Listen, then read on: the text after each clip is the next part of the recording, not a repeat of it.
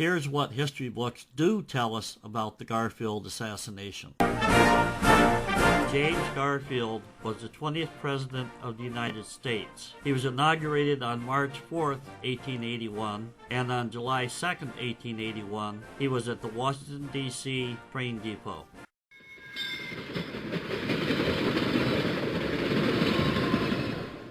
Two shots rang out.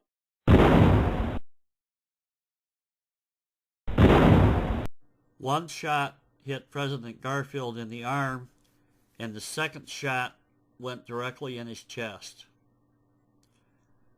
Garfield died on September 19, 1881.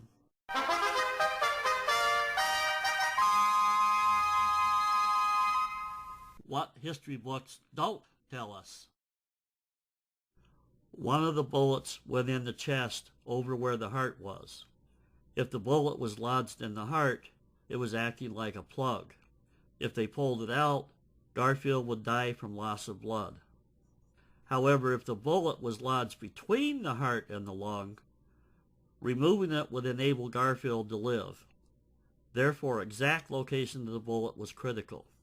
Now remember, this was 1881, so there were no MRIs, CAT scans, or even X-rays. Numerous expert doctors were called to consult. About half advised against surgery, and the other half advised for surgery. Alexander Graham Bell read of this medical quandary in the Boston Post.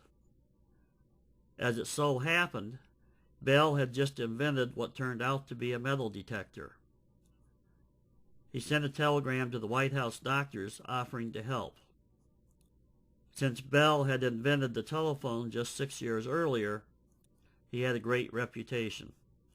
The White House sent a telegram back advising Bell to come as soon as possible. Bell passed the wand of his metal detector over Garfield's body as Garfield lay in his bed. A metal detector emits tones the closer it gets to metal. The higher the pitch, the closer it is to the metal. This is what a normal metal detector might sound like. However, Bell heard tones similar to this as he passed the wand over Garfield's body.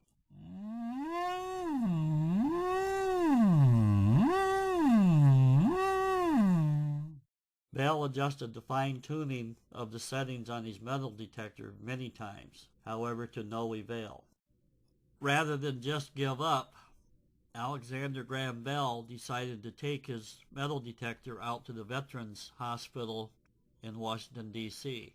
There he set up his metal detector and had a line of Civil War veterans.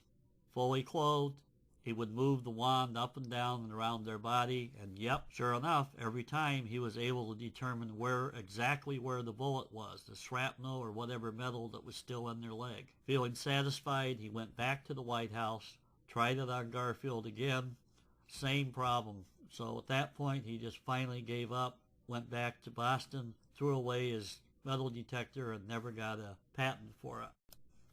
It wasn't until many years later that it was discovered why Alexander Graham Bell's metal detector worked at the veterans' home but didn't work on Garfield. You see, the White House was one of the first beds in the United States to have a box spring mattress on it. Before that, it was beds made of straw, feathers, or whatever. It was the metal in Garfield's bed from the coil springs that was causing the problem for Alexander Graham Bell's metal detector. If they had taken Garfield off of the presidential bed, laid him on any other hard surface, Bell's metal detector would have located the bullet exactly where it was. As it turns out, in the autopsy, the bullet was located between the heart and the lungs. Therefore, if they had removed it surgically, Garfield would have lived.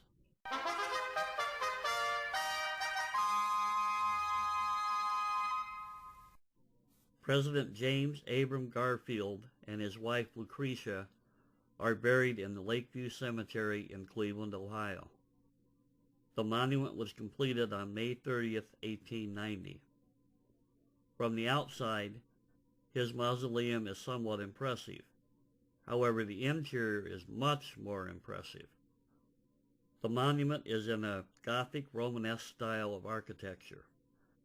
The interior of the tomb has a 180-foot high tower that is 50 feet in diameter. It features stained glass windows, mosaics, and a 12-foot tall marble statue of President Garfield. The monument was added to the National Register of Historic Places in 1973.